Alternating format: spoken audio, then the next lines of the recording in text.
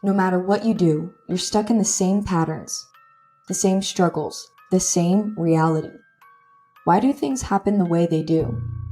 What if I told you that everything you're experiencing right now, from the screen right in front of you to the thoughts in your head, is just your mind? And by the end of this episode, you'll understand something life-changing. You're not just stuck in the life you have right now.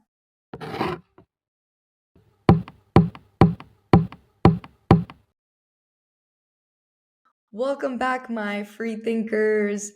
Today, we're starting a journey that is going to change the way you think about everything. In the next 7 weeks, we are going to go over the 7 universal laws. Dun, dun, dun. These are ancient principles that have shaped the minds of some of the greatest thinkers in history. Plato, Aristotle, Isaac Newton, and even Einstein. I promise, guys, this is good stuff. These laws come from the Kabbalion, I hope I'm saying that right, Kabbalion book in 1908. But their roots go back thousands of years, back to the Emerald Tablets. I'm Tony Scardino, and the first law is the Law of Mentalism. By the end of this episode, you're going to know 1. What the Law of Mentalism is. 2. How to create the reality that you want. 3. Why your beliefs have been holding you back. Your mind is the most powerful thing in the world. If you want to live to your greatest potential and achieve everything that you have ever dreamed for, this is for you. Let's start with the basics. In the Emerald Tablet, there was one law, and this is the first law that we're going to cover today. All the laws after that, the rest of the 6, are ones to explain this one law, but this is the one law. This law states that the universe is mental. Yep, it's that simple. Universe, mental. But what does that mean? It means that everything you see, feel, touch is the creation from the mind, and not just your mind, but the universal mind. The universal mind being what some might call God, source, the source of energy, or the infinite intelligence. You are a part of that mind. You don't have to be religious, you don't have to be this, you don't have to be connected to anything to understand that you are a little energy coming from a source of energy. Think about it this way. Everything that is going to be created must first be created from the mind. Nothing can exist if it's not an idea inside. This pen couldn't be a pen if we didn't create it, right? If there was an idea that, we could use something to write with. It all stems from the mind. Nothing could be created, or nothing could even be accepted into reality if you don't see it, feel it, hear it, touch it, smell it, whatever, taste it.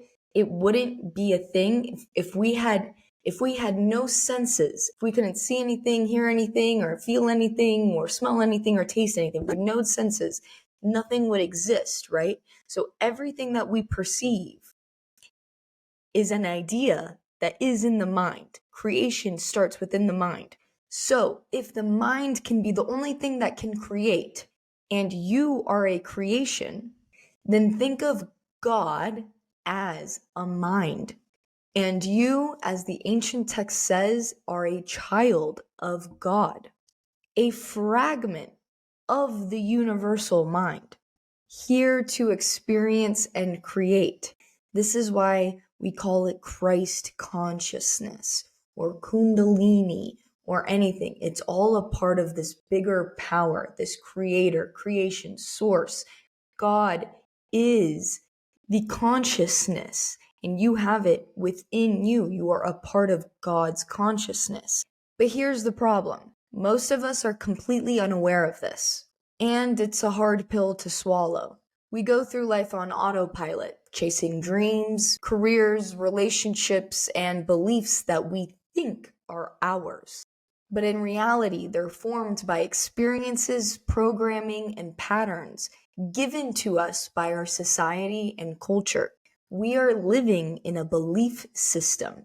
Your reality is directly proportional to the belief system that you have. So think about it. Things I believe is not the same as the things you believe. Everyone believes in different things, and we're going to get into this. We are not what we think. We think what we are. So that flips it. Your thinking is the beginning. It's the creation. So think about it. How many thoughts are truly yours? How many beliefs were handed to you by your parents, teachers, or even the media? The truth is, most of us have been living in a reality that has been constructed for us. And that's where the suffering comes from. There is no truth, no reality. Everything is an interaction of an accumulation of semi-truths. For example, you see the world in one way, so you believe that the world works that way. And the reality that you believe is going to be real, but only for you. There would be no conflict when you fully accept that the truth is not fully yours. You are a part of it. The truth is all of the interactions of the semi-truths, and we're all constructing it. So think about it. Other people have their own truth. This person has their truth. This person has their truth. I have mine. You have yours. And all of those truths are truths to their reality, creating all of us combined to have a truth. It's not just your truth. It is everyone's semi-truths mixed together. This creates the giant universal mind that we were talking about. This is why we are considered a collective consciousness, togetherness. We are all connected, having different experiences and building different belief systems from those experiences to create our truth. All truth combines to create the ultimate source, God's mind. And once you understand the law of mentalism, you can start to take your control back. You can start to create. So how does this work? It all comes down to belief. You cannot create something if you don't believe in it. And a belief has 4 ingredients: thoughts, images, emotions, and certainty. All of these combined together becomes your reality by 100%. So let's start with thoughts. Every belief starts with a thought, an electrical impulse in your brain. This leads to images. Your mind then starts to create images based on that thought. You have millions of neurons to store information. The reality that you connect to is directly proportional to how many images you've stored. For example, you saw the toothbrush, so it's in your reality. But another person didn't see the toothbrush, so it is not in their reality. Think of it as recorded information. And then that reality is subject to the association you make with it. And this leads to emotions. Emotions are the energy that fuels the thought. A thought joins an image, and then the image takes shape, programmed into your unconscious with an emotion. So think, you have a thought that this person is going to do this. Then you start imagining it. You bring images to it. Then you start feeling a certain type of way about it. So emotions are responsible for printing those images, dictating how that is going to be structured in your reality. For example, let's say you get stabbed with the toothbrush. Your association with that toothbrush can now feel a different way than someone else's association with that toothbrush that didn't get stabbed with it. So things can be one way for you and another way for others. And the last component to a belief is certainty. All of the other 3 parts exist, and you believe that it exists. There are no doubts that this is reality. So going back to the example, if you think something bad's going to happen to you, then you have the image of it, then you have the emotion of it. But did it happen? Do you have certainty? No doubt whatsoever if this is going to happen or not. If you don't know, there's doubt involved. So then it's not a belief, a true belief that it's going to happen. So then it's not truly into your reality yet.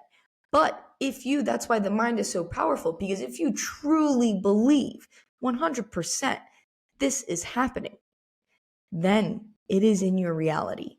And doubt is sneaky because doubt is always there. If you have 1% of, oh, maybe I'm not going to make this happen, or maybe I'm not going to get this job, or maybe this will happen to me, or maybe it won't, it completely cancels out the certainty and doesn't form a belief to create the reality. So when all four of these come together, you have a belief, and that belief becomes your reality. Most of this happens in your unconscious mind. In fact, 98% of what you do is unconscious.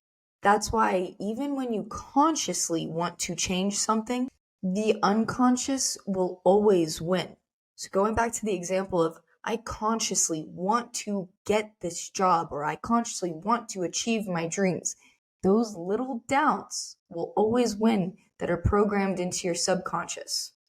This is why it's important to bring everything you can from the unconscious to the conscious, to ask your beliefs the question of, why do I believe in this? And to reprogram your belief in it. Whatever you don't make conscious will remain in your unconscious, and you will keep calling it fate. So let me give you a final example of this whole idea of the belief in the mind, and mind creates, and mentalism, and this whole law. Imagine you're walking down the street and you see a dog. For one person, that dog might trigger happy memories of their childhood pet. For another person, it might trigger a big fear because they were bitten by a dog as a kid. Same dog, same reality, but two completely different experiences. Why? Because of all the beliefs stored in the unconscious mind. Those beliefs are made up of thoughts, images, emotions, and certainty. And that is what shapes your world and how you see your world. The reality you're experiencing is your reality.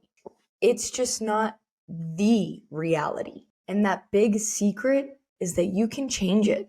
You can take control of your thoughts, your images, your emotions, and your certainty. And when you do, you will start to see the world in a completely new way. So here's my challenge to you. Start paying attention to your beliefs. Ask yourself, where did this belief come from? Is it serving me for the better? Is it true? Because a lot of the times we make assumptions.